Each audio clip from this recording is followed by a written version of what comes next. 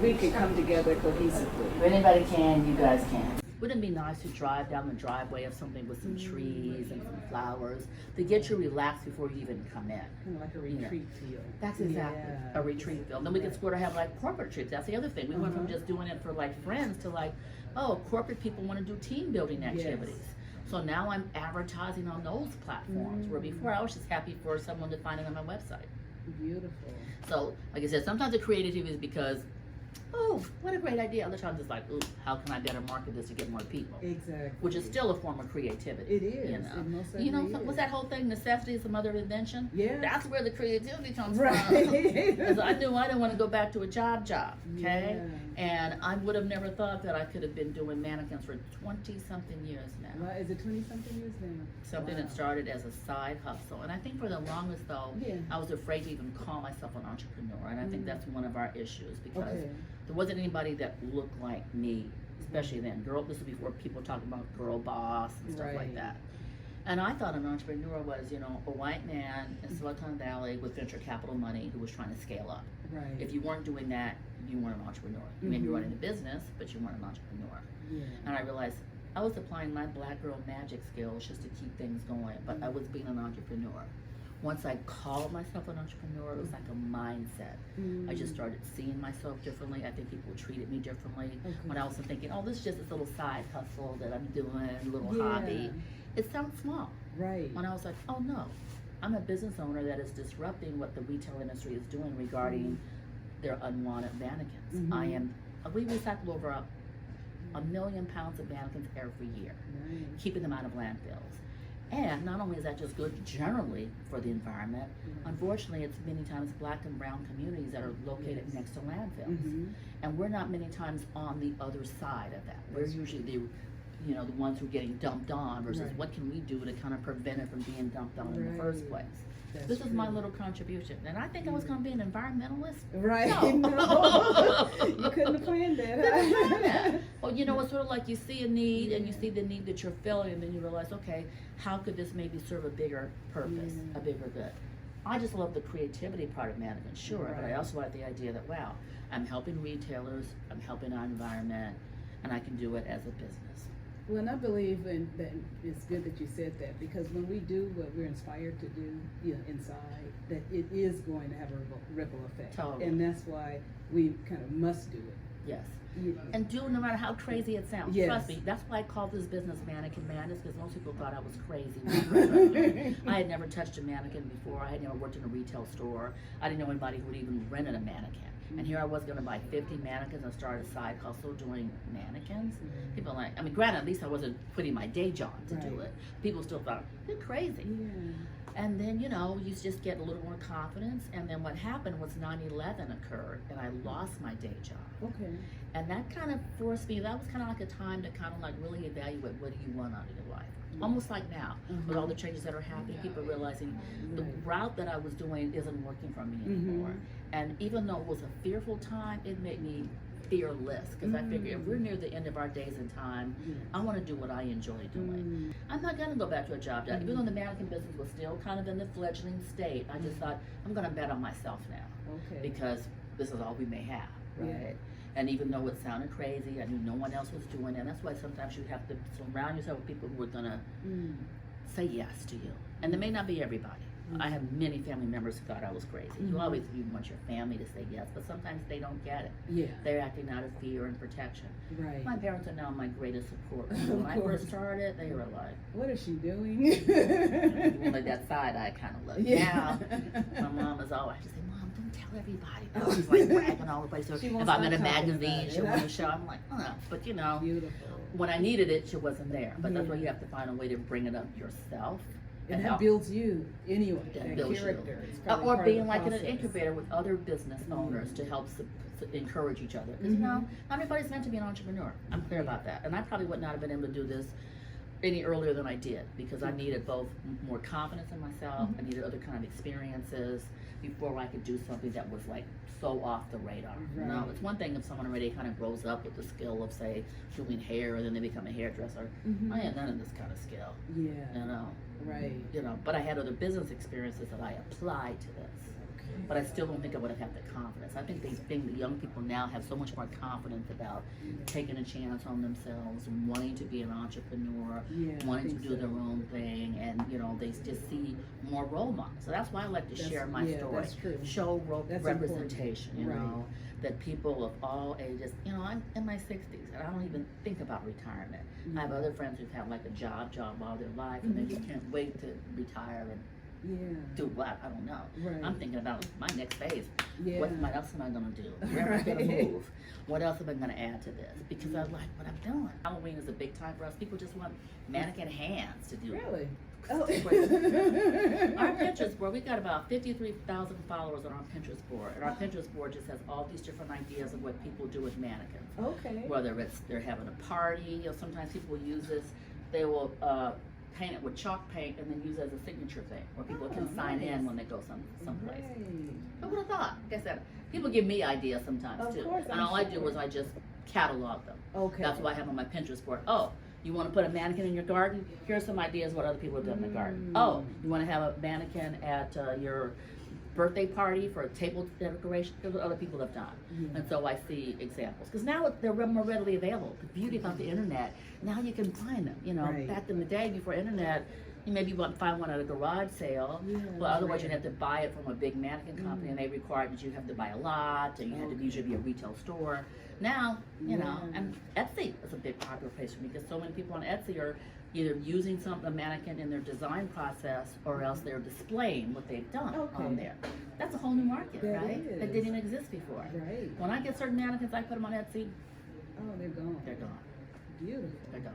It's hard to be creative when you're feeling choked, Yeah. right?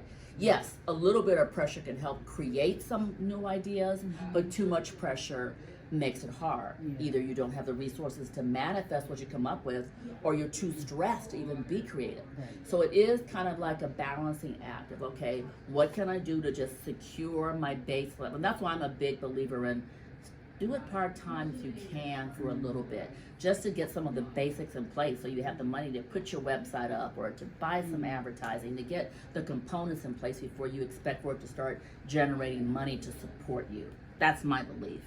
I'm also big on applying for grants. I have won a lot of business grants over the years, a lot.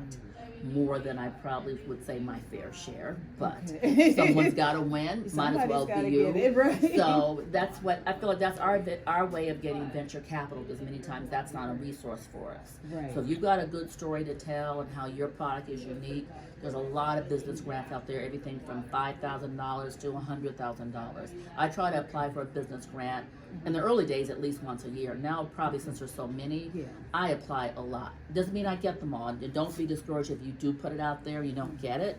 The good news, when you're writing for a grant, it helps you get a clearer vision about your business, because you have to articulate in a way that someone else is going to get it.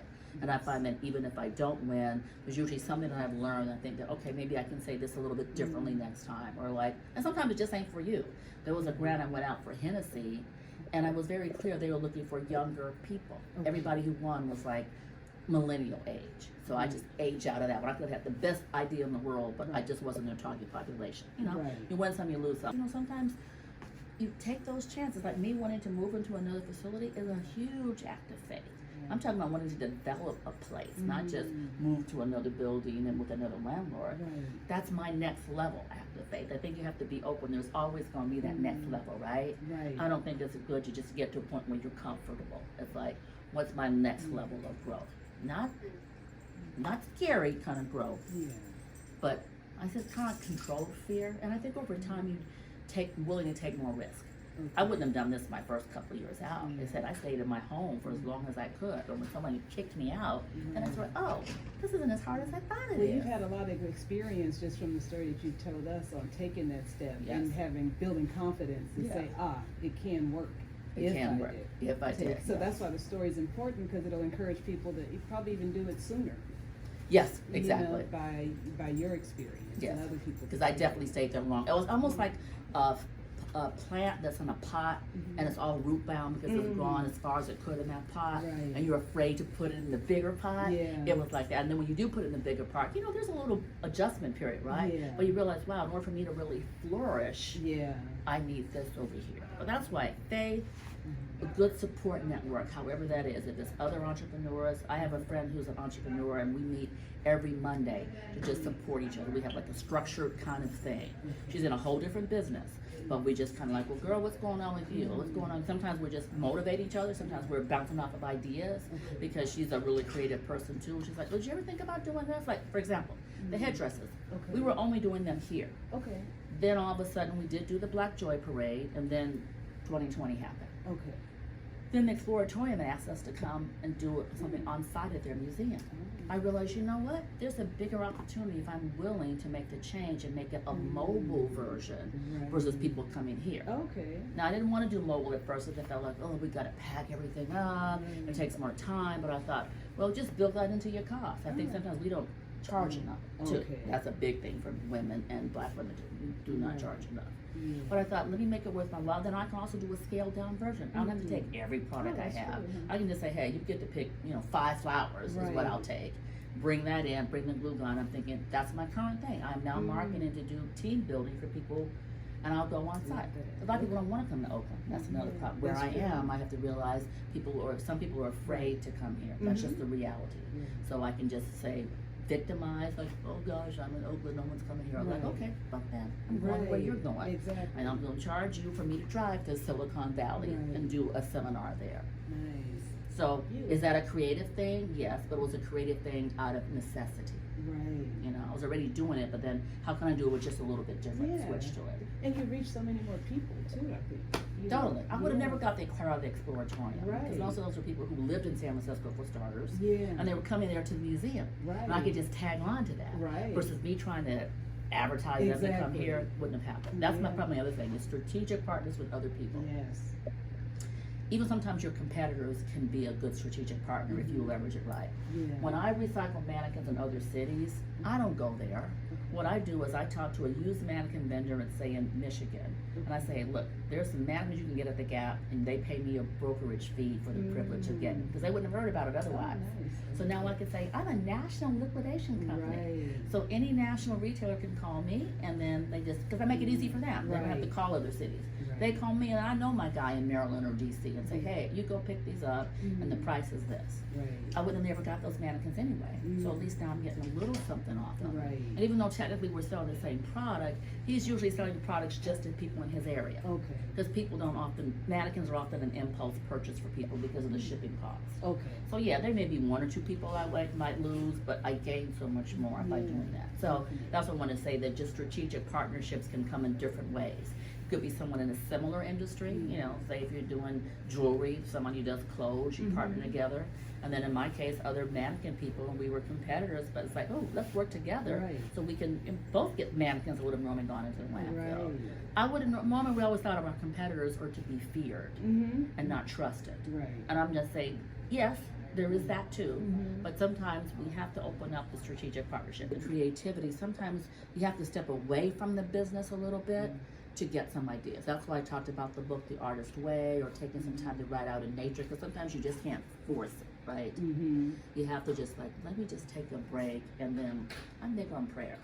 I don't know how anybody does something without some prayer in their life. Whatever that is, if your prayer is going out there and hugging a tree, that's your prayer. I'm a Buddhist, so I'm always sitting and I'm doing my morning chant every morning.